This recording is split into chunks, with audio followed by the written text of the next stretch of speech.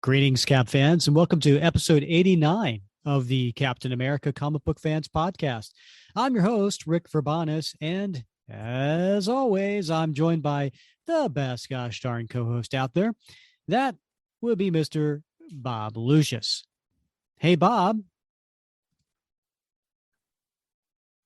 Welcome to another top 10 that we're going to be going through today's episode. We've got the top 10 Captain America Other Retcons Part 2, counting down from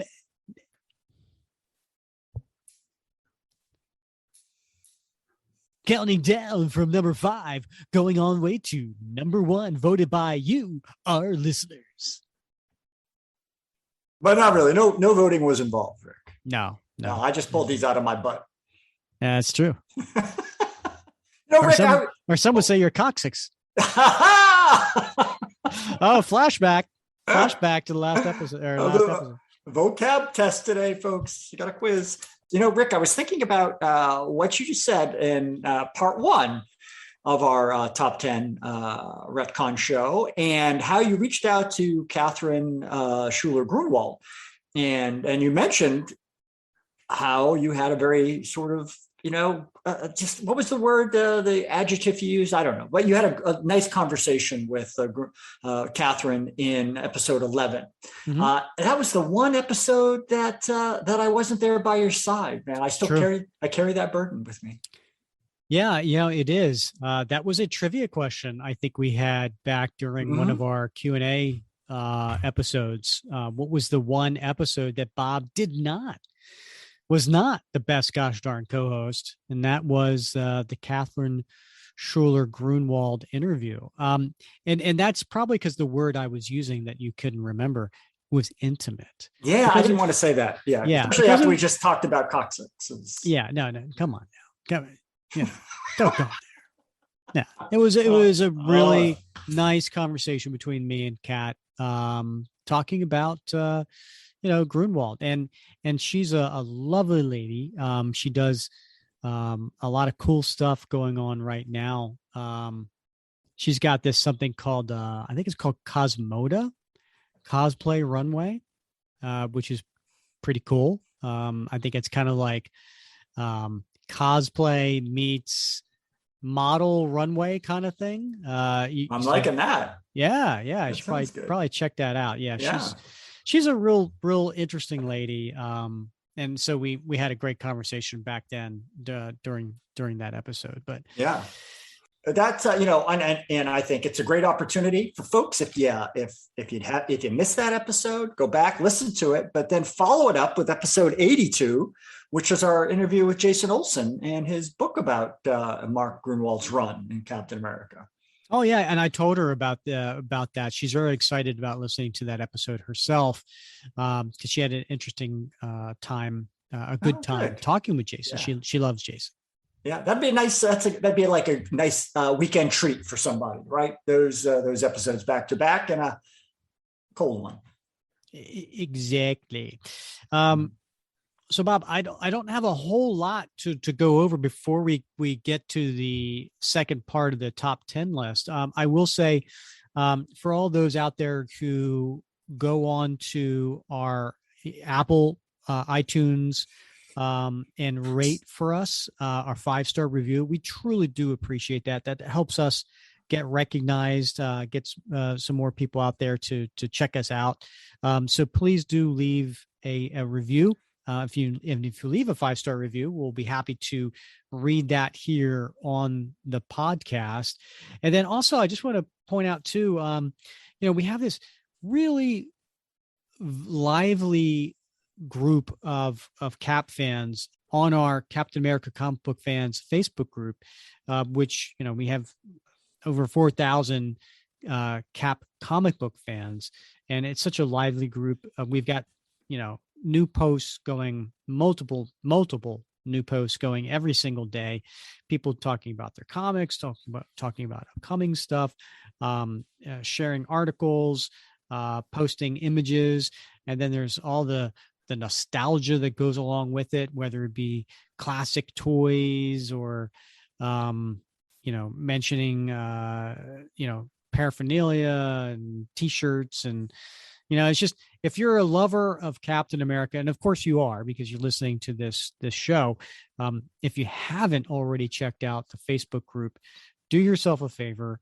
go on Facebook and go into groups and search for Captain America comic book fans, and then be sure to join so that we can chat with you there. Absolutely. And one of my favorite features is T-shirt Tuesdays, Rick, right? Where people get a chance to show off their Captain America garb. Love those things. Yeah, I think you've won once or twice. Yeah. But now, I've run through all my T-shirts, but man, there's some folks out there with a lot of T-shirts, and it's just great to see folks wearing them in the pictures that they post. Yeah. You see what I'm wearing today, Bob? I do. That's what made me think about it. So you want to describe it to the listeners, Bob? It looks like is that a Kirby cap? Coming right off your T-shirt in a very 3-dimensional look. Yeah. My daughter got this for me for Christmas a couple of years ago. So always think of her when I put it on. Nice. So Bob, let's get to part 2 of the top 10 other Captain America retcons. And do you want to just remind people what we're not covering in this as opposed to what we plan to cover? And by all means, if you haven't listened to part 1, check it out. That was episode 84. Right. So Rick, the idea behind this show about this top 10 was that we're going to do the ones that most people don't think of, right? It's not the retcons that maybe pop into your head when you think Captain America retcon, right? So we're not talking about Cap getting frozen in ice, right? We're not talking about Sam Wilson's, origin story, the whole Snap retcon and the retcon of the retcon. We're not talking about Cap, does he kill bad guys or not? Does he use guns or not? And we're not going to really talk about, the whole, how many Caps were there? There was Steve Rogers, there was Naslin, there was Jeff Mace, there was William Burnside. We're not going to touch on those because we touched on them. Are we going to talk about Bucky and Winter Soldier? We're not going to talk about Bucky Winter Soldier. We're not talking about Bucky coming back to life, right? So they're all important, right? We all know those are important retcons. But we've talked about them in different podcasts, and we've reviewed the source material. We've talked to the writers and the artists, and there's lots of places out there you can learn more about those retcons. So we're going to talk about some that maybe are a little bit off the beaten path. Yeah, I agree. These are going to be ones for the diehard Captain America fans out there, the ones who have read, Cap over the decades and been like, oh, wait a minute, that's not how it happened before. Now all of a sudden it's different. So we're going to talk about that and give some of our thoughts and feedback on it too. So maybe, Bob, do you think it would be good for us to start with a recap of part 1? Yeah, that makes sense to me, Rick. All right. So number 10 was Steve Rogers' dad was an ugly and abusive drunk.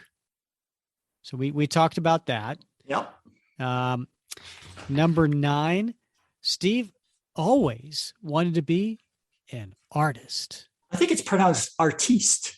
Is that what it? Yeah. I think you're wrong, but okay. Number 8. So Sharon Carter wasn't really dead. So we got into that, and bringing her back. Speaking of Sharon, number 7. How are Sharon and Peggy related exactly? That was an interesting conversation. Oh, it sure was. Yeah. That certainly changed over the years. Number 6, you brought something to new light for me because I'm self acclaimed, not a huge golden age reader. You brought to light Betty Ross, or also known as Betsy Ross, or even known as Golden Girl, in the case of the disappearing girlfriend, and how here's this female co-lead, if you will, or at least an important sub character that somehow just got forgotten. So anyway, if you haven't listened to part one, highly recommend you go back and listen to that, because we covered all of those retcons in episode 84. So Bob, for those who are like, that sounds like too much work, I don't want to go back and listen to all that, can you help explain again, just at a high level, what a retcon is? Yeah. So, a retcon, it can be used in comics. We hear it a lot in comics, but it's not just to comics, Rick. It's a literary term, right? And it means like it's when you go back to an established narrative and you make a change. Maybe it's just an adjustment. Maybe it's changing something completely, or taking it away and replacing it with something so that it essentially disrupts the continuity, right? It changes it into something else entirely. And in some cases, as I said, it might be a minor change, but in some cases, it can be a really significant one. And we've seen both in Captain America throughout the last 80 years. That's a pretty gosh darn good explanation to me.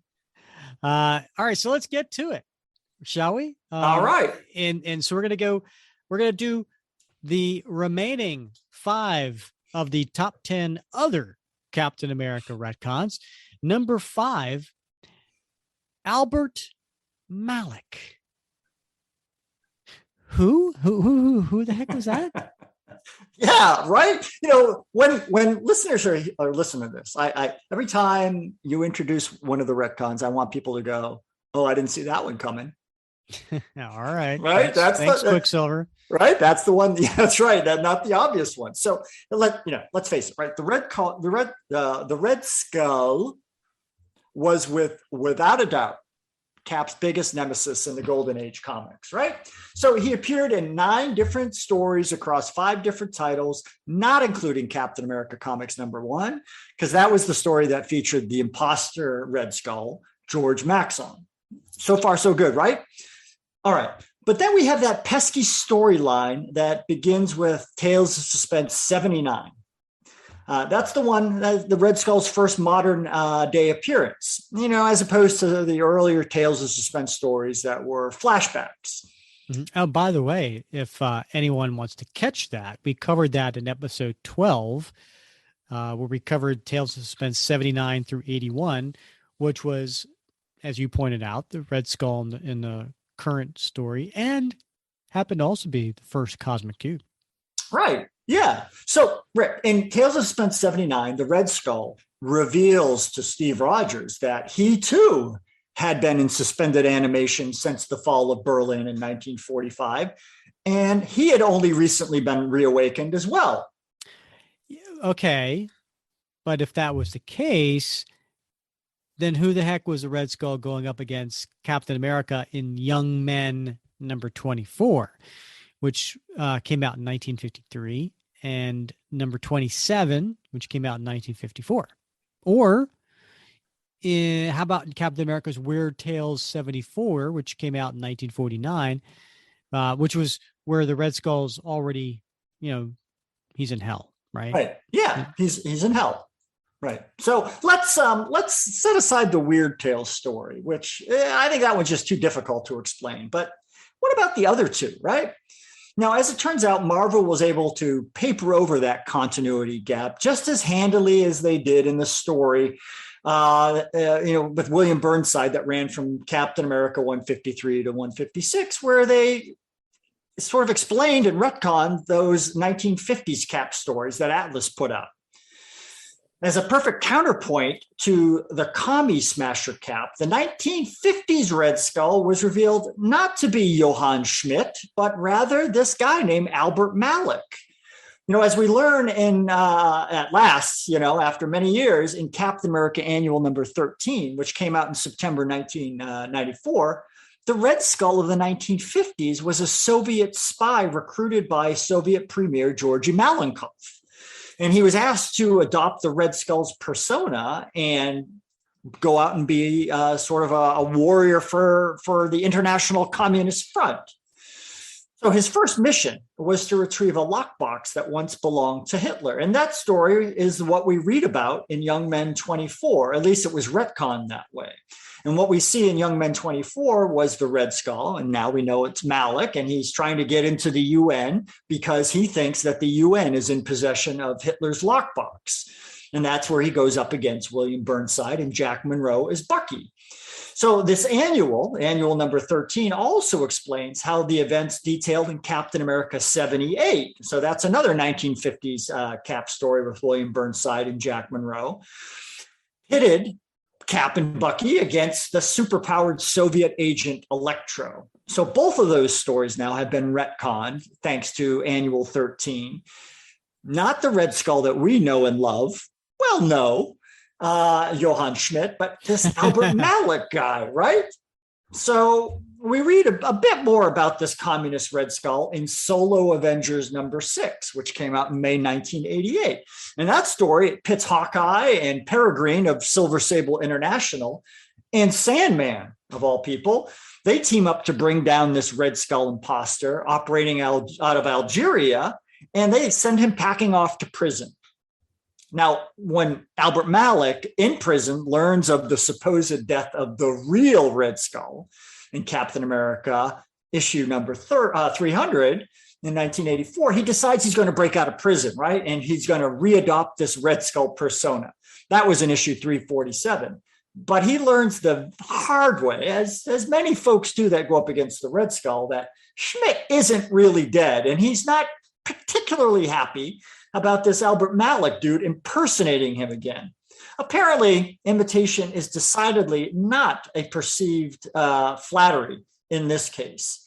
And so Malik meets his end at the hands of the scourge of an underworld agent in the employ of the Red Skull. It's a tremendous scene where Malik meets his doom getting shot out of a helicopter. Mm-hmm. So Malik is mentioned one last time that I can recall in Captain America 383. You maybe remember that story. In this backup story, Bad to the Bone, it's a story that chronologically takes place before Captain America 350. And in that, we read about a team of assassins led by Brock Rumlow, Crossbones, who's sent to assassinate Red Skull. And of course, they're all caught and dispatched thanks to Zola and Doughboy. Right. But under interrogation, he reveals that he's been sent by the Red Skull. And of course, the Red Skull is like, I'm the Red Skull. Who are you talking about? And it's at this point that Crossbones realizes he's been duped by Malik. And that begins Crossbones' long association with the real Red Skull.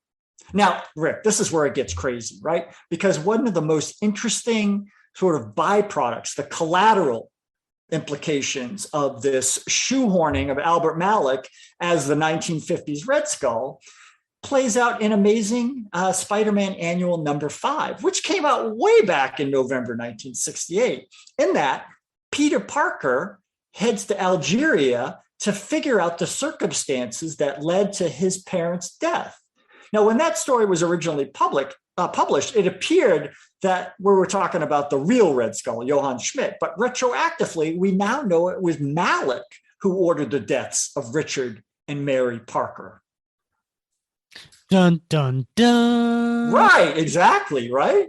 So this is a case where like a retcon has all these ripple effects, even in other titles. Amazing. Yeah, that is not something I gave a whole lot of thought to. And why is that name familiar? Was Malik used somewhere else? Well, there was the name of in the Agents of S.H.I.E.L.D. There was the name of a character. Maybe that's what I'm thinking of. Yeah, I think it was the guy played by who was not. I can't remember his name now, but he was in a few seasons. You're talking about Gideon Malik. Yeah. He was like a leader of Hydra. Yes, that's right. Okay. Yeah. Okay, so Gideon Malik is quite far different than Albert Malik. And Albert Malik. Yeah. Okay. All Yeah. right, my bad. Sorry, Yeah. sorry for confusion, everybody. Yeah. That annual Captain America annual number 13 is a great book. I think there's about 5 sort of connected stories, and I think they're all written, or at least all of them, but maybe one written by Roy Thomas, which is funny. If you go through a lot of these retcons that we're talking about, the really sort of substantial ones have his imprint on them all. But in any case, that's a great annual, a lot of fun. You said number 13? Number 13, yeah. Yeah, I think I have that, but I don't think I've ever read it. Oh yeah, it's got Spirit of 76. It's got the Patriot. It's got Red Guardian of World War II. It's got Khrushchev. It's got Bulgarin. It's got Malenkov. Oh yeah, Roosevelt. I think maybe Truman. And of course Bucky. And of course Bucky. Right. Yeah. Yeah, I'll have to check that out. Good stuff there, Bob. All right, so let's get to number 4 on the top 10 list. In this one, we're Cap who? Right. Now, look, from the get-go, right, in part 1, I said, we're not going to talk about Cap getting frozen in the ice, and getting reawoken in Avengers number 4. But this kind of touches on that one a bit, right? I mean, we can certainly agree. I think nobody would disagree that one of the greatest retcons in the entire Marvel comic universe was Cap getting frozen in ice in the closing months of World War II and not being reawoken until the Avengers found him floating in the North Atlantic some 20 or so years later. And this was how Stan Lee and Jack Kirby resurrected the Golden Age hero and explained away his long absence. I mean, we've already touched on what that meant for other Golden Age Cap appearances during the post-World War II era and in the 1950s, right? William Burnside, Jeff Mace, William Naslund, we know all that.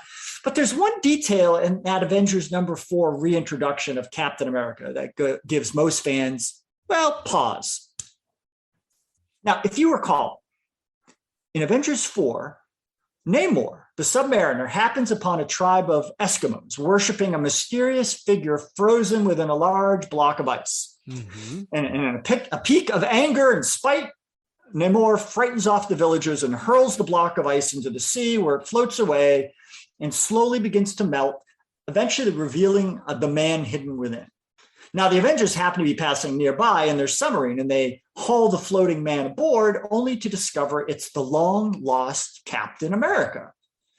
Shortly thereafter, they return to New York City, where the Avengers are turned to statues by an alien. So Cap apprehends the Fiend, and in the course of questioning him, learns that the visitor from a distant galaxy has essentially been blackmailed by the Submariner. And in return for turning the Avengers into stone, Namor has promised to free the alien ship, which has been trapped on the ocean floor for centuries. So upon hearing this, Cap says, Submariner? I seem to remember that name from the dim past. So later in the story, Cap observes the Avengers battling against Namor and a handful of Atlantean warriors, and he thinks to himself, their courage is undeniable. Even the Submariner is a fearless foe. If there had been such men in my day, what epic battles we might have fought. Right. So shortly after that, Cap and Namor at last square off against each other, and neither seems to recognize each other. Yeah. So that always kind of threw me. Like, how can that be? I mean, surely they had become acquainted during the war, right? Or had at least heard of each other. Right. Now, I mean, there's really 2 questions here, Rick, right? The first is, why didn't Cap recognize Namor? And second, why didn't Namor recognize Cap? So to answer these questions, we have to go back to the Golden Age. Right. I mean, didn't they meet in those old timely books? Well, the answer to that is, it's both yes and no. So the first time Cap and the Submariner actually meet in the Golden Age, these are the timely books, was in the All Winners number 19, which came out in September 1946. But based on what we know now, Steve Rogers was already frozen in the ice by the time the All Winners squad assembled in this book, as well as in issue 21. So this would have been William Naslund as Captain America rather than Steve Rogers. Now, Cap and Namor also meet again in Young Men 26, which came out in March 1953. But likewise, we now know that Captain America wasn't Steve. It was William Burnside, the Cap of the 1950s. So maybe Steve never actually met Namor before the events of Avengers 4. All right, wait a minute. Okay. What about what went down in Avengers 71? That came out in 1969. Oh, yeah, that's right. In that story, the Black Panther, Vision, and Yellow Jacket are sent by Kang back to 1941 to square off against Captain America, Human Torch, and the Submariner, which means that Steve Rogers not only knew Namor during World War II, but he fought alongside him. This story is also explored in Invaders Annual #1, which came out in August 1977. But because Avengers 71 came out 5.5 years before the introduction of the Invaders team name in giant-sized Invaders, they didn't yet go by this name in Avengers 71. Right. I mean, we did cover this in one of our podcasts. I want to say episode 62, right? We covered Annual 61. So if they were already working together in Avengers 71, then that wasn't their first meeting, right? That's right. So clearly they must have met prior to that. Now, Roy Thomas went on to show Steve Rogers and Namor's first meeting in Captain America 423, which came out January 1994. Though a different version of that first encounter is told by Ed Brubaker in the Marvels Project, issue #6, which came out in 2010. So interesting fact about Captain America 423. That was the one issue that Mark Gruenwald didn't write in like a 10-year period. So Roy Thomas came in with this fill-in story that you're talking about. Correctamundo. So Steve did know Namor during World War II. So, okay, what gives? I mean, like, how come he didn't recognize him during that fight in Avengers 4? Who knows, Rick? Maybe his brain was a bit fuzzy after being frozen for 20 years. I mean, maybe he just wasn't running on all cylinders yet. I mean, clearly in Tales of Suspense 77, his memory of Mademoiselle was still a bit hazy as well. Okay. All right. I could buy that. So what about Namor? Like, right? Why didn't the Submariner remember Steve or any Captain America for that matter, since he'd served along at least 4 different ones, right? I mean, surely he would have at least remembered the uniform. Yeah, you would think, right? I mean, but we do know from Fantastic Four #4, which came out before Avengers 4, and Submariner #1, which came out in May of 1968, as well as the Saga of the Submariner, issue #7, which came out in 1989. Those came out, well after Avengers 4, right? We know from those 3 issues that Namor had suffered amnesia since, chronologically speaking, around 1959. Oh, that lucky there you go. Right? Yeah. It's so common in the comics. You know what else is really common back then? Quicksand. I was so worried about that as a kid. I know, right? It was either the quicksand or amnesia. That one of those two was going to get you. Right. So we know that, Namor suffered from this amnesia, right? And his memories were restored only when Johnny Torch dropped him in the ocean in Fantastic Four #4. Still, those events occurred before his encounter with the Avengers in Avengers #3 and #4. So his memories of Cap should have been returned. So, but, maybe like Cap, he wasn't running on all cylinders yet either. Wow. Continuity can be hard, Rick. Yeah. So none of that was explained. It was more described as what happened. So well done, Bob, for taking us through that. Because quite frankly, that always something kind of rang with me, when we were covering that back in the day. Wow. It's like going through this top 10 list is going through like Rick and Bob's greatest hits, right? Because we covered Avengers 4 all the way back in episode number 2. Right. Yeah. And I remember covering that back in episode 2 and saying, how does he not remember? But you know what it is. In this case, usually a retcon tries to explain something away, but the retcon here is there is no retcon. They changed it such that it erased an entire history without appropriately explaining it. Yeah, I want to say probably when Avengers 4 was written, they didn't care as much about continuity back then, right? Well, you're right. Yeah. And yet, but they haven't yet, normally they may not, a lot of things they didn't care back, when these books were first reissued in the Silver Age, but eventually, more often the case with Roy Thomas prodding the way, they found a way to fix these later on. But this is one that they never really got around to explaining, I think, well. Yeah. All right. So let's get to number 3 on the list. And this is how Bucky met Steve Rogers. I mean, was it really an accident? Oh, yeah. Now, we all know the story of when Bucky became Cap's partner, right? That tale is first told on page 8 of Captain America Comics, number 1. Hit the newsstands in December 1940. So Bucky is a young orphan regimental mascot that stumbles into Steve Rogers' tent while Steve is changing into his Captain America uniform. Naturally, Steve has no choice but to allow this young teenager, drawn to look about 13 or 14 years old, to become his sidekick in combat. This accidental meeting and Cap's taking of the young lad under his wings was recalled in the comics on more than one occasion.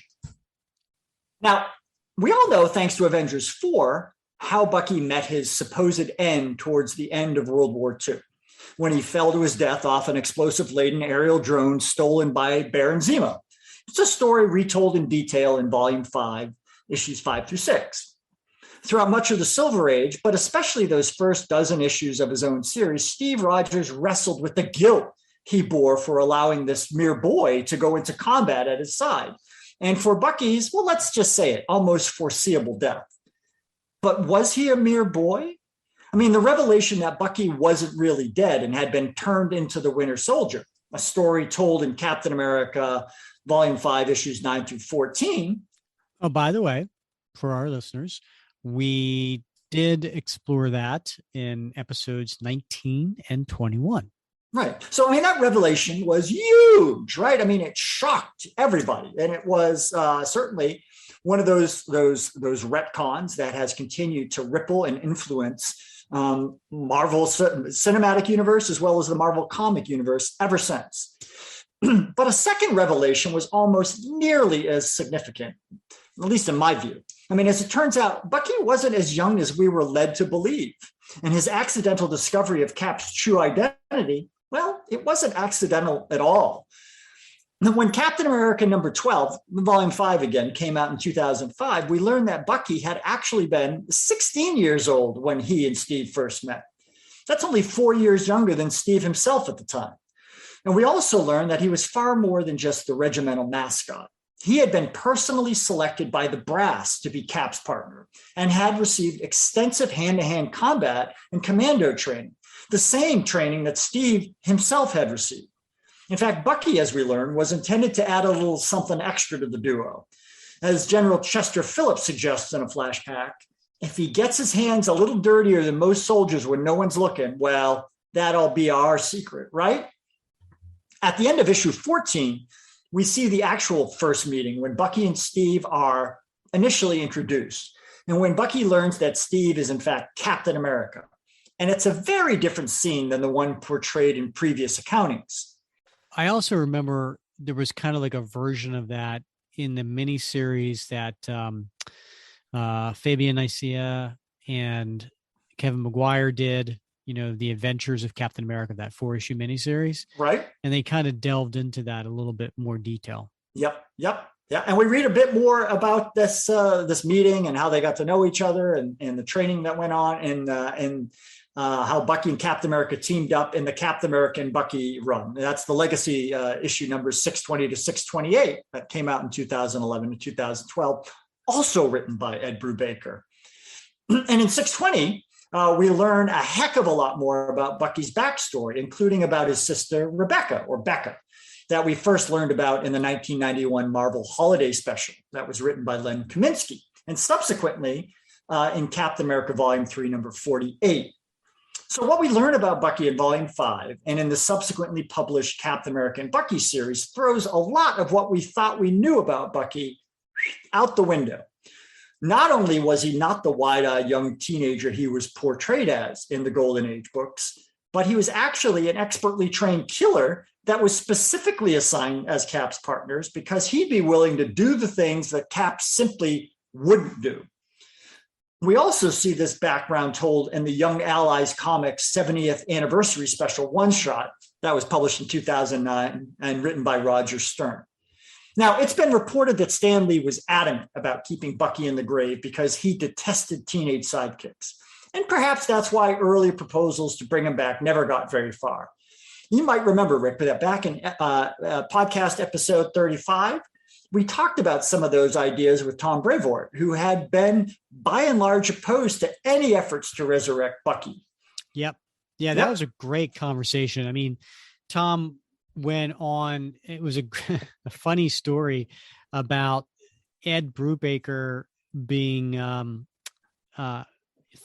considered for the Captain America series. And he had to kind of pitch what he wanted to do. One of the things he wanted to pitch was bringing back Bucky, and Tom was against it and said, look, you need to explain to me how you're going to make this work, because this is his fear was that bringing back Bucky would just be something that would be a short-lived kind of, wow kind of thing. And then, it would go away. And it was, how do you make this become a bigger story? And Ed sold him on it, and like really convinced him on it. And Tom was so happy to be wrong, as he pointed out in our conversation in episode 35, which, so definitely, check that out. But yeah, it's interesting. Stan Lee didn't want it. Future editor-in-chiefs didn't want it. Tom Brevoort didn't want it. And then here we are. Yep. Because, Brubaker found a way to overcome that opposition, but he had to reintroduce Cap's sidekick to the modern world. To do so, it required turning him into someone and something far different than how he had originally been portrayed. And yet, when you think about it, all those hand grenades and firearms Bucky used to carry around in World War II in the Golden Age books, well, in retrospect now, it all makes a bit more sense. Yeah, no, it does. It certainly makes a lot of sense. And again, we're not going to get into Bucky turning into the Winter Soldier. That is a huge retcon. That is a bit obvious. But I love the fact, Bob, that you brought up the more subtle, less obvious that retcon of Bucky wasn't this young teenage kid that happened to come across, and no, he was a plant. Yeah, he was a plant who was going to get the black ops, get his hands dirty, wet works kind of guy, and which made sense, which that he led was easy to become a character like Winter Soldier. So it kind of set the stage for that. Bingo. Yeah. And that, Rick, segues us in to the next retcon. All right, Bob. So that brings us to number 2. Don't believe everything you read. Oh, Rick, now look, we kind of danced around this last one, throughout the entire show. The one big retcon challenge. I mean, what do you do with all the Golden Age stories? I mean, the hundreds and hundreds of them that we know existed, but that often don't quite fit within the Marvel universe that, began to expand and deepen and get more and more complicated ever since the publication of the Fantastic Four back in August 1961. And after that, of course, that launched the Silver Age, and then, things increasingly got more complicated. Mm-hmm. So, Roy Thomas really had an elegant solution to the problem of this discontinuity between these two really distinct bodies of work, between everything that came before in the golden age of comics and everything that came after.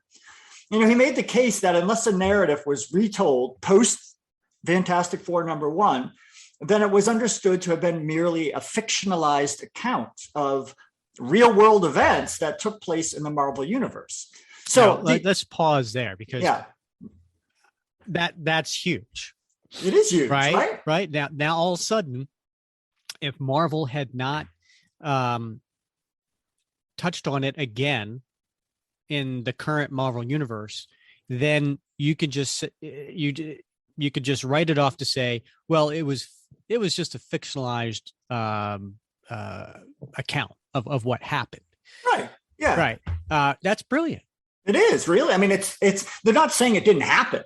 Mm-hmm. Right. But they're just saying that, well, it's like anything when you watch a made for TV special about, a real world event, and some of the details might have been changed to, make it more sexy, this thing called artistic license. So can you give an example? Because right.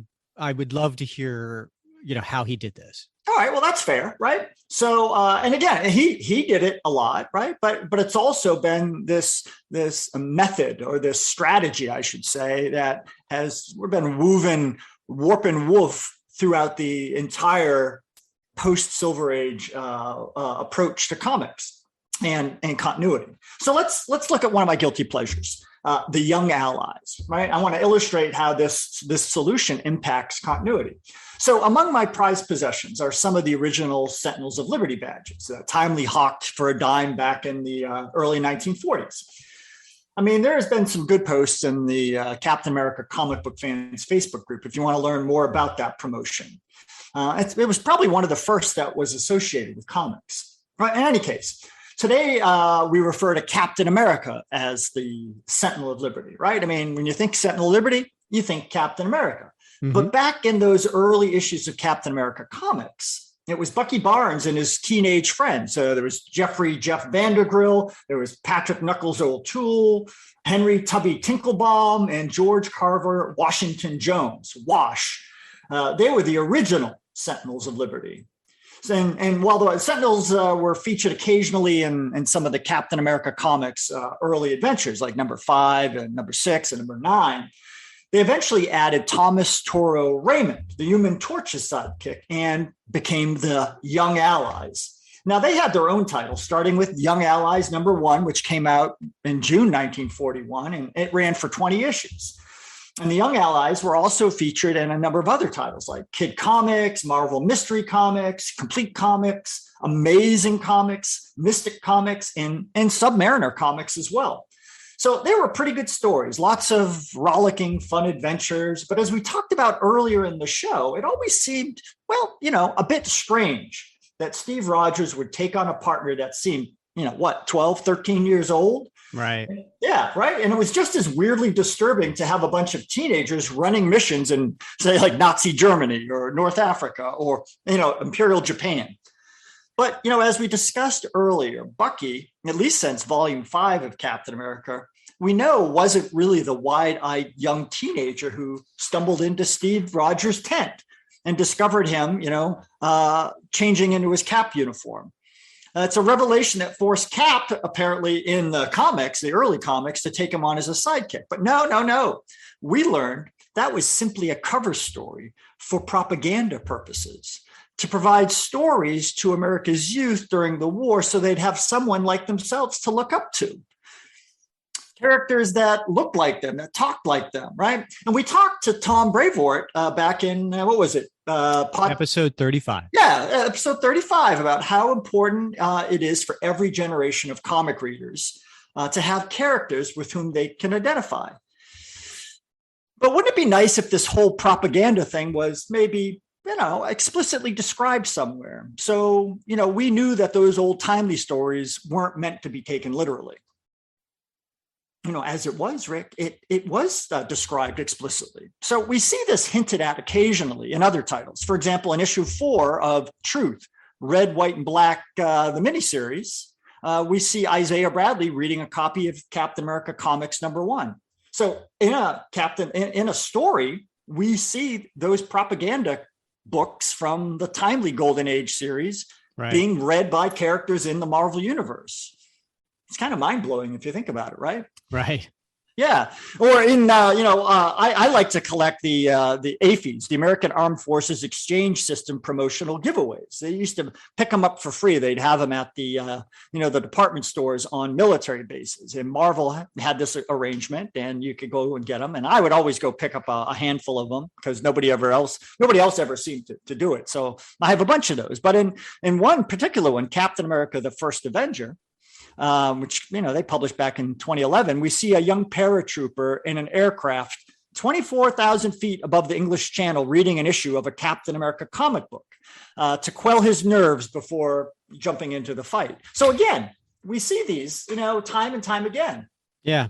And it's interesting because I think, like, unless you're in the military or related to someone in the military, I would say the vast majority of our listeners probably weren't aware of that particular issue. So thanks for bringing that to light, and probably weren't even aware of this whole exchange system where Marvel did these comics. So that's pretty cool. Yeah, Marvel's had this arrangement with the Department of Defense for, going on 15 years, I think. I think it still goes on. You can still pick up these free books on base. So anyway, while these kinds of distinctions between the timely Golden Age comics and their modern counterparts help deal with a lot of continuity problems, they also, I think probably more importantly, they provide a means to address some of the awkwardness that a lot of modern readers experience when they read how characters were portrayed in the 1940s. And I know you're not a big Golden Age fan, Rick, but I think most people who pick those up are a little shocked when they read about some of those things. So we've discussed that, in the interview we did with Richard Stevens. We talked about how the characterization of Cap in particular during World War II is very, very different from how it is in the comics we read today. Right. So for example, in All Winners Squad 70th anniversary special. I don't know if you ever read that book. No, I did not. Those 70th anniversary specials were pretty cool stories. And the All Winners Squad one shot, we see Namor, the Submariner, threatening to call forth the fury of Atlantis' avenging son on this guy named Otto Binder. Because of the way Otto had written the script for a forthcoming issue of All Winners comics, which was a real Golden Age series where that Binder had worked on. And so Binder was actually a real writer, not just a fictional writer. Right. He was a real writer for a number of Timely's Golden Age stories, right? So Captain America comics he wrote for, Miss America comics, Human Torch comics, Submariner comics, Marvel Mystery. He even wrote for Young Allies, among several other titles. So apparently Namor was upset that this, quote, pulp hack, unquote, Binder was portraying him as always being angry and arrogant, which is kind of, So he was angry that he was always being portrayed as angry and arrogant. Right. So the Human Torch, he sort of leans over and explains to Bucky, who at this point was Fred Davis, that, quote, Miss America, who's another one of the characters in this story, gives Mr. Binder considerable leeway in his adaptations of our adventures. It's called artistic license, Bucky. So, again, this is kind of funny because we know exactly that Namor was portrayed in the Golden Age, and ever since for that matter, as angry and arrogant. However, modern explanations or retcons of how characters were portrayed in those earlier stories often, they were treated more seriously in some of these later stories. So, for example, we haven't really, I don't think we've covered any Invaders stories yet in our podcast, have we, Rick? Yes, we have, Bob. Have we? Yeah. We did? Yeah, we did the annual. Oh, you're right. We did do the annual. Okay. I'm surprised you forgot about that, Bob. That was episode 62, where we covered that 1977 story, Invaders Annual #1, which had kind of like it tied in with that Avengers. Right. Avengers Right? 71. Right. Yeah. That was a great Roy Thomas story with Golden Age artists. Yeah. All right. You're right. So let's like another example, right? Maybe a more serious one. So for Invaders 26, which came out in March 1978. So Roy Thomas tackled the inconvenient and ugly history of the forced internment of Japanese American citizens during World War II. And so this issue conveys the message, really in no uncertain terms, that this national policy was not only, antithetical to our country's professed values, but created a blight on our history. And it raises the question explicitly in Invaders 26 about, what it means to be a patriotic American. So the thing is, Rick, this story directly addressed events that occurred, what was it, 35 years earlier in Captain America Comics 38, back in May 1944, where Cap and Bucky discover this hidden Japanese base in the middle of Death Valley, right? And in that story, it really preyed on the fears at the time that led to things like the Japanese internment policy, this fear that the Japanese were hiding among us, right? And they were just preparing to strike and sabotage from inside the country. It was the sort of thing that was that fear that was stoked by authorities and by bigots, and so in Invaders 26, which is a great story, it continues over in Invaders 27. Bucky has to rescue Toro, who's been injured, and he needs to find this Japanese surgeon who had a practice in California, but his house had been essentially bought out by somebody who took advantage of the situation. And then Bucky has to track down Dr. Sabuki to save Toro's life. And he's been interned in one of these camps.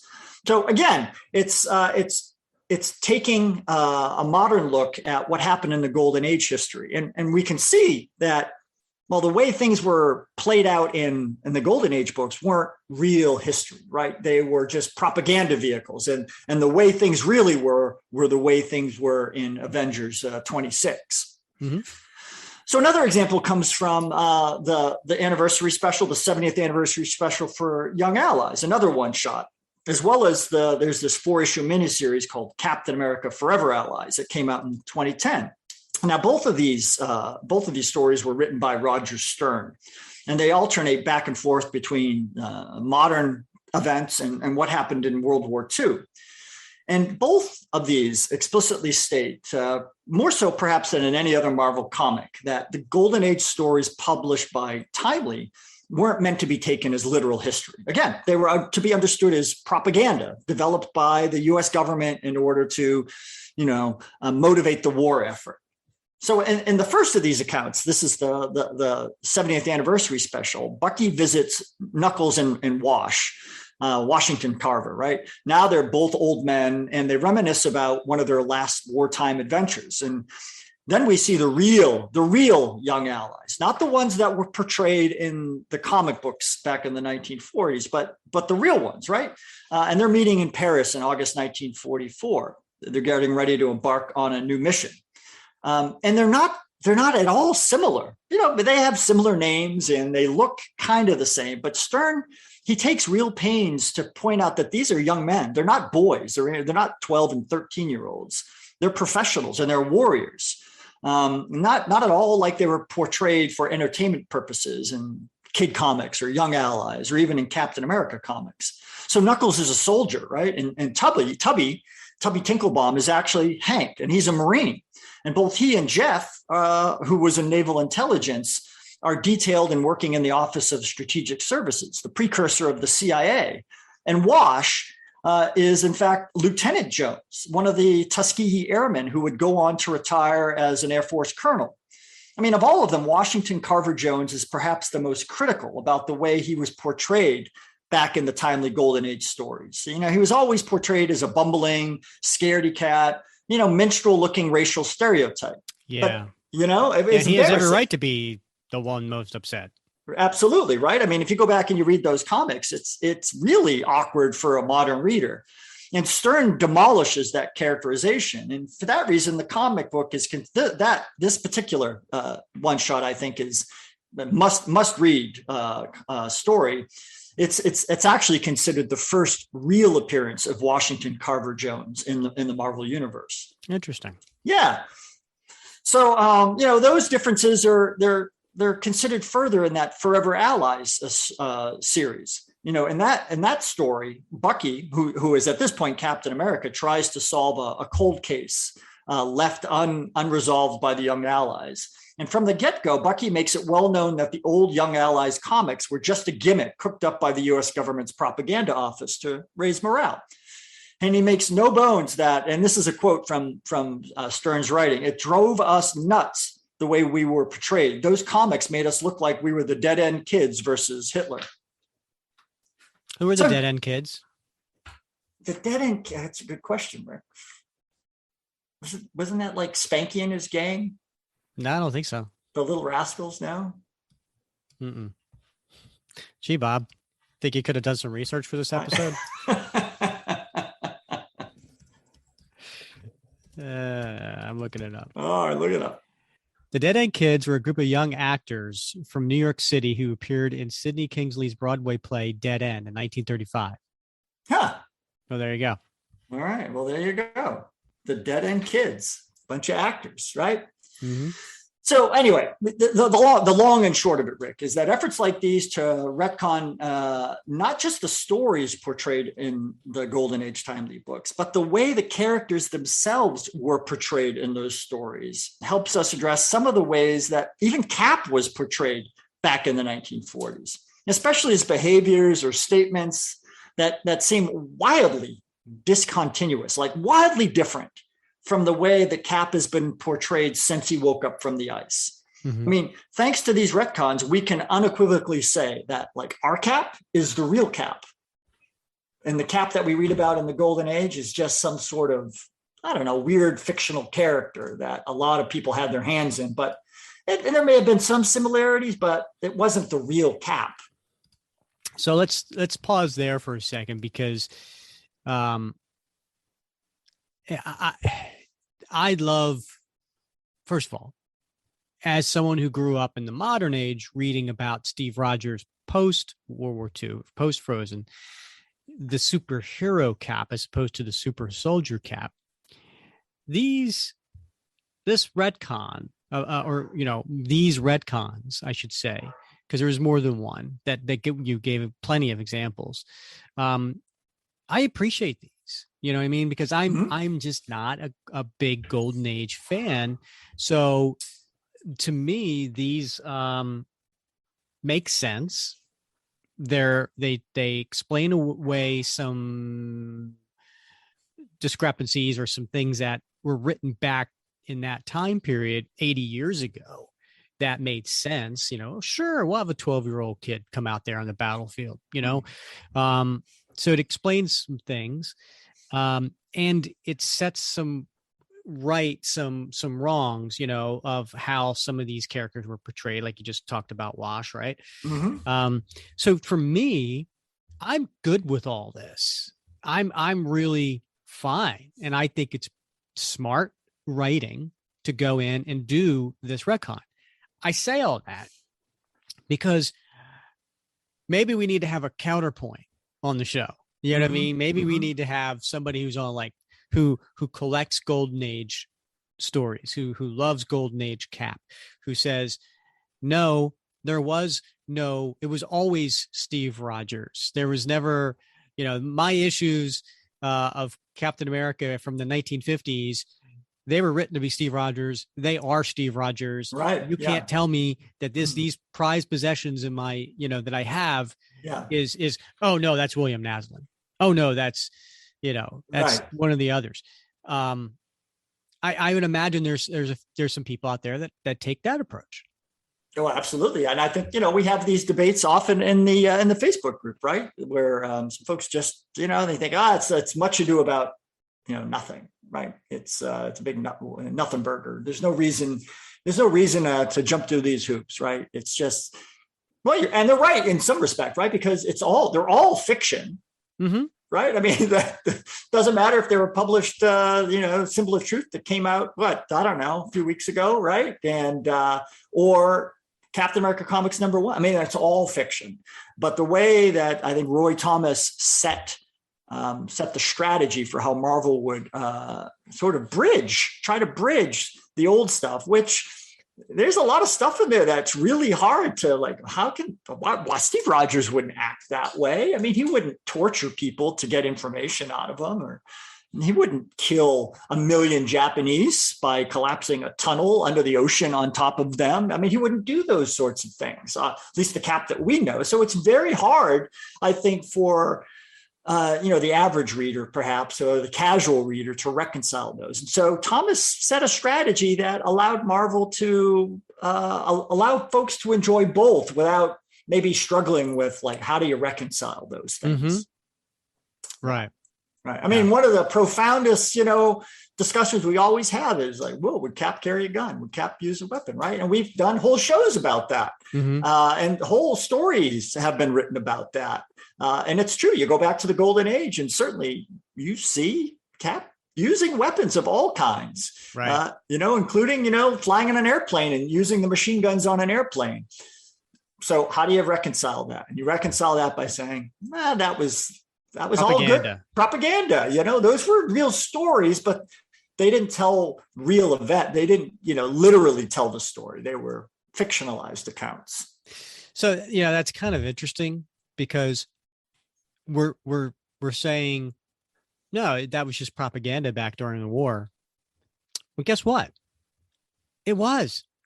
It was. It literally was propaganda back then. Right. I mean, yes. you got Cap and Bucky selling war bonds and scrapping metal and, do your part. I mean, it was all propaganda back then, with entertainment, obviously. And hopefully some good moral stories, but it was entertainment that was also propaganda. Right. And so for us now to say, well, that was propaganda, it's not wrong. It's not wrong. Right. Yeah. And that's kind of the beauty of it, right? I mean, it's not just making something completely up. I mean, this strategy isn't just cut out of whole cloth, from or pulled out of the ether. They really were propaganda. And so, we're just saying that it's just propaganda within a fictionalized universe as well. All right. So let's get to the last one, Bob. We've had a lot of fun going through 10 through 6 and part 1 of the stories. And now here we are, 5 through 1. We're getting to the last one. And Bob, this one is retcon of a retcon. Yeah, I struggled with how to describe this, right? So, I mean, if you think about it, there were 2 major continuity gaps that were still lingering out there, even after Steve Englehart retconned the 1950s Cap in issues 153 to 156 to explain how there could have been a Cap and a Bucky in the 1950s if Steve Rogers had already been frozen for nearly a decade, and Bucky had been long dead. I mean, if you're hazy on how that retcon went down, be sure to check out podcast episode 6, where we review that story. And also check out our interview with Steve Englehart in podcast episode 52. So, as we just discussed, if all those old timely comics were just fictionalized accounts of real Avengers, essentially wartime propaganda, there were still unanswered questions about who exactly was wearing Cap and Bucky's uniforms from mid-1945 until, late 1952. And then there was also that matter of Avengers number 71 that showed Cap, Human Torch, and Namor fighting side by side in Paris in 1941 against 3 members of the Avengers, plucked from the future by Kang and the Grand Master. We're not going to address the first one. Now, that's one of those retcons we pledged to skip over because, it's an obvious one. At least if you've read the What If number 4 or Captain America 215, Captain America Annual number 6, and the 4-part miniseries Captain America the Patriot that came out in 2010. But we absolutely must consider the second, which Roy Thomas addressed by introducing the Invaders team in mid-1975. with the publication of Giant-Sized Invaders #1. And just as a reminder, Bob, we did cover that. It was in episode 62. Invaders Annual #1. Oh gosh, that seemed like so long ago, Rick. It was. Gosh. That issue came out at the end of 2021. Okay. Yeah, that was like forever ago. I know. Yeah. Holy cow. Oh, well. So anyway, Rick, now, like an awful lot of Cap fans, I was a big fan of the Invaders comics when I was a kid. I mean, did you love the Invaders? Did you like them? Not your thing? Or no, it wasn't my thing. Again, I wasn't a World War II guy. Yeah, all right. I had a couple issues. I remember distinctly this one issue that had the bullet. It was like the blue bullet or something. Yeah, like some big gigantic bullet shaped guy that was chasing around people. Right. And I think, if I want to remember correctly, Human Torch was injured in a World War II hospital. I don't know. Namor was in it. Cap was in it. Mm-hmm. I think Frank Robbins was the artist. Mm-hmm. And I think that kind of turned me off. Yeah. A lot of folks, I mean, he never, as far as I'm concerned, he could never draw Bucky's hair. That was always a problem. Gotcha. We always had that 1970s sort of. I mean, listen, some people love him, some people hate him. Yeah. But I just remember being a kid in the 70s, and I had that issue, and I read it several times, and I was like, Yeah. Now I love the Invaders, and I especially loved. I mean, the covers of the Invaders. I think they had some amazing covers. I think the Blue Bullet guide one, notwithstanding. But in any case, I loved the World War II stories. I always, I was in the Marines, right? This is before, obviously, I went in the Marines. But I always had that proclivity that I liked that stuff. And I loved all the rosters of the Golden Age heroes, like the Invaders and the Liberty Legion and the Crusaders. I mean, they were all assembled to face off against the Nazis. I mean, how can you not root against the Nazis, right? And they're supervillains. They had the Red Skull. Mm-hmm. Notice how I enunciated that, Rick? I didn't say Red Skull. Yeah. So the Red Well Skull. done. Right? Master Man, Warrior Woman, Baron Blood, that U-Man, Agent Axis, Lady Lotus, and even Frankenstein himself. It's Frankenstein. Oh, there's a classic right there. So, and like most readers at the time, at least most kids, at least, I assumed that all these characters and their adventures were, embellishments of what had gone on in those timely Golden Age stories. As it turns out, Rick, not so much. Sure, like Cap and Bucky, the Human Torch, Toro, Namor, and several other characters like the Wizard and Miss America and the Patriot, they had appeared in several timely titles in the 1940s. But this is what surprised me when I, later on dug into this. They almost never appeared together in the same adventures. What? Yeah, I mean, obviously Cap and Bucky and Human Torch and Toro. Despite Cap, Namor, and the Human Torch appearing together on the covers of 20 All Winners comics and 10 issues of All Select comics, these three only appeared together in 2 issues at the end of the All Winners comics run. That's crazy. Yeah, issues 19 and issues 21, both of which came out in 1946, so after the war was over. So you're saying we see all these covers that have Cap and Torch and Namor together. It was more of like here's our most recognizable characters. We're going to put them all together, but inside they're not. All right, they're in different, separate, unrelated, unconnected stories. Yeah, exactly. Which makes sense. I mean, hey, listen, as a marketing guy, I get that, but I'm not a historian. Right. Yeah. So I just always saw those because I never read the stories underneath that. I always thought that they were together. That's interesting for guys who don't read Golden Age comics like me to find that out. People today, I mean, like readers today, if you went out and you bought a comic and people do complain about this all the time, right? There's a comic cover that has art on it showing something that has nothing to do with what goes on in the story. People get all bent out of shape about that, right? Well, but that's back been going on then, forever, yeah. Yeah, back then it was super common. All these Alex Schomburg covers that showed these three guys jumping in or fighting the Nazis or the Japanese had nothing to do with the stories inside the books. Interesting. Yeah. So when Roy Thomas launched the Invaders title in 1975, he really had two goals. The first was to showcase some better supervillains, right? I mean, of all those I rattled off, like the Blue Bullet. Well, okay, there is some, but I mean, if you go back and you read like some of the Golden Age stories, they were battling, Tojo and Nazi and Hitler and Mussolini. And of course, those were some of the main villains. But other than the Red Skull, try to recall some of the villains from the Golden Age or go back and look at them, and you're like, wow, those are super lame. I mean, you're absolutely right. I mean, the villains, Master Man and Warrior Woman, and Baron Blood. Yeah, you're absolutely right. There's much, much better villains. They are. And none of them, with the exception of the ones I rattled off, of course, Red Skull came out of Captain America Comics, number 6, right? The Johann Smith, right?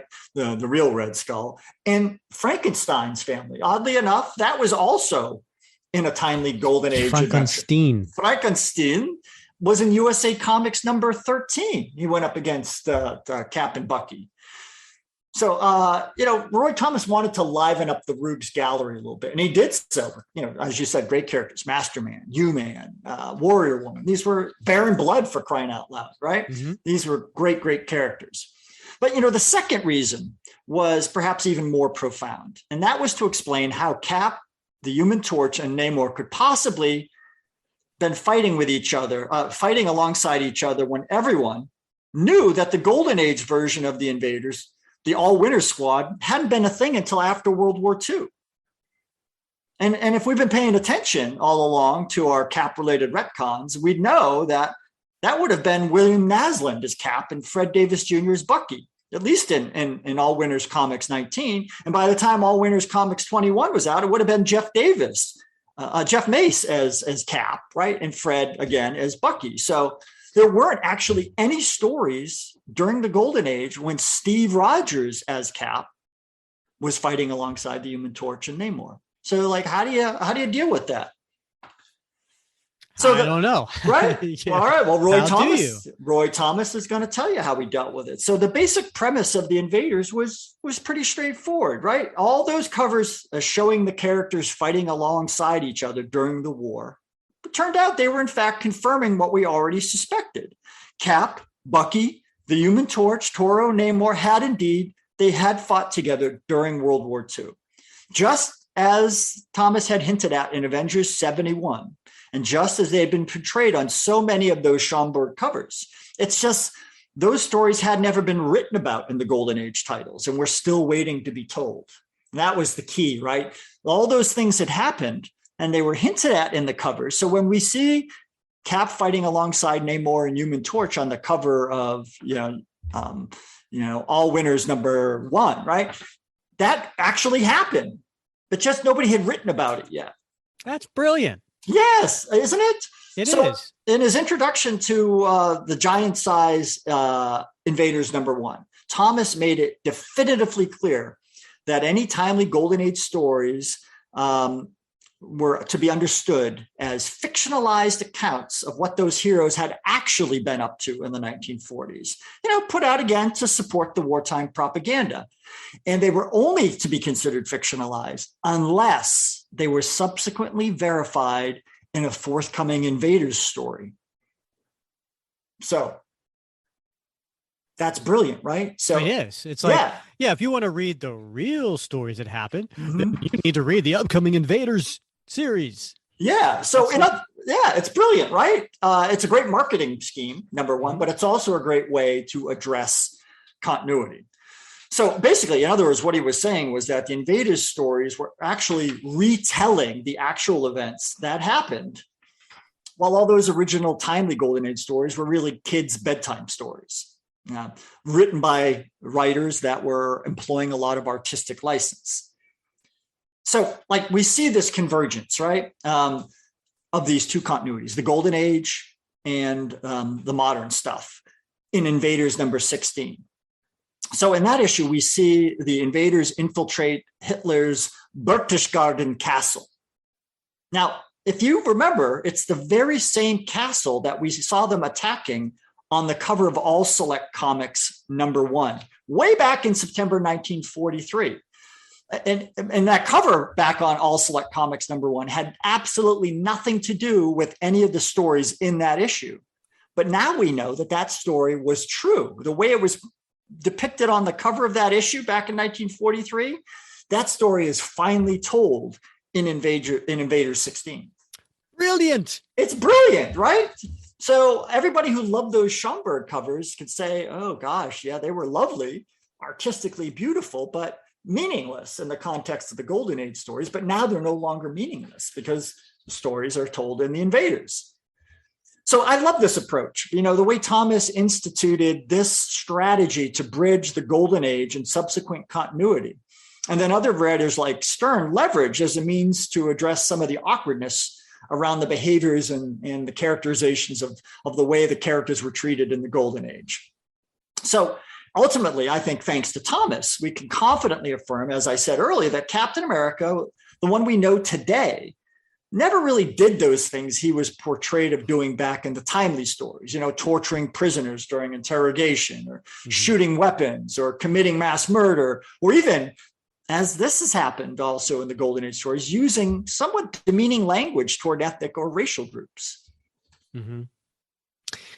Yeah, this is great stuff. And if we were ranking them, maybe this was #1. I mean, like, that's just so cool to take these covers that never had stories for the comics inside and write stories about them and say that the other stories were propaganda because they didn't fit the continuity or they weren't, you know, respectful for modern time. Mm-hmm. And then here are the real stories.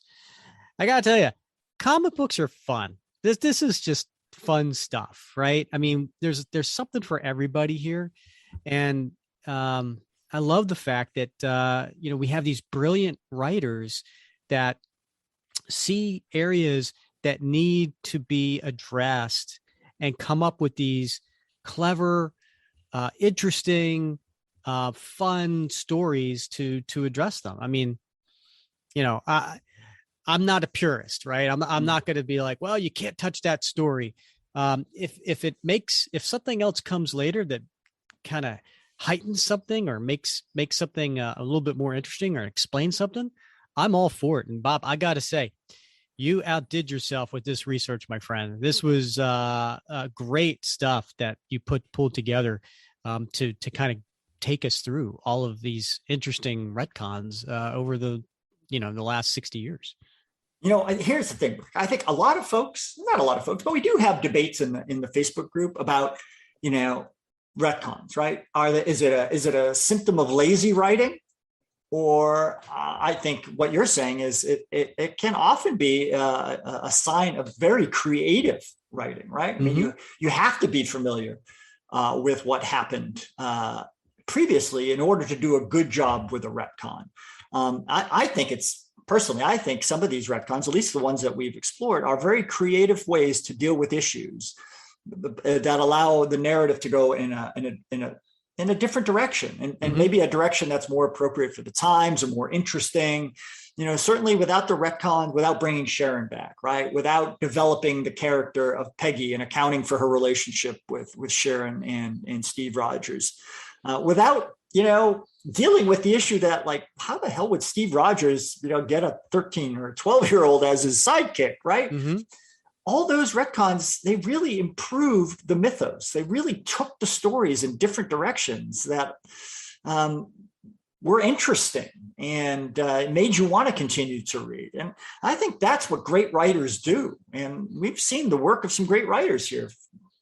Yeah, 100%. And to your point, if these writers didn't go in and do these things with Sharon and Peggy and Bucky, we wouldn't have these amazing characters that are part of the mythos story now.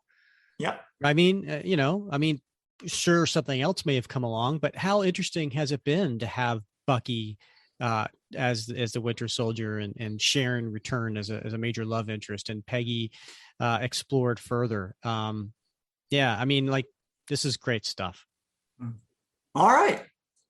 Well, thanks again, Bob. This has been fun going through all of these, and we want to hear from the listeners. We want to hear your thoughts on any of these top 10 that we've covered over the last couple of episodes. But go onto the Captain America Comic Book Fans Facebook group and share your thoughts. Do you agree? Do you disagree? Do you have some that you feel like we left out? By all means, we want to hear from you guys. Yeah, and if I made any mistakes, please let us know. I thought you were about to say it. If there was any mistakes, that was Rick's part. All right. What we got coming up, Bob? Next episode is number 90. We're hitting the 90s, Bob. Woo, the 90s. Yeah. What I thought would be cool for us to cover, because we've been doing a lot of recent comics, right? Because we've had Captain America Zero and Symbol of Truth, and now we've got Sense of Liberty coming out. So we've got a lot of recent stuff. We've certainly been covering the 80s with the whole Grunwald Captain series. It's been a while since we've gone into the way back machine, Bob. So I'm thinking we go back to 1968. Wow, that is way back, right? Yep. And we're gonna cover a story featuring Black Panther. Now, we thought this would be maybe a little timely because with the Captain America Symbol of Truth story, there is some stuff going on with Wakanda. I thought it'd be pretty cool to look at the first time Black Panther and Captain America meet. So we're gonna go through the story of Tales of Suspense 97, 98, and 99, which leads to Captain America 100. So we're going to cover those 4 parts in next episode, in episode 90. So make sure you come back for that. Looking forward to this one, Rick. Yep. All right. Well, he's Bob Lucius. I'm Rick Verbanis. And you have been listening to another episode of the Captain America Comic Book Fans Podcast.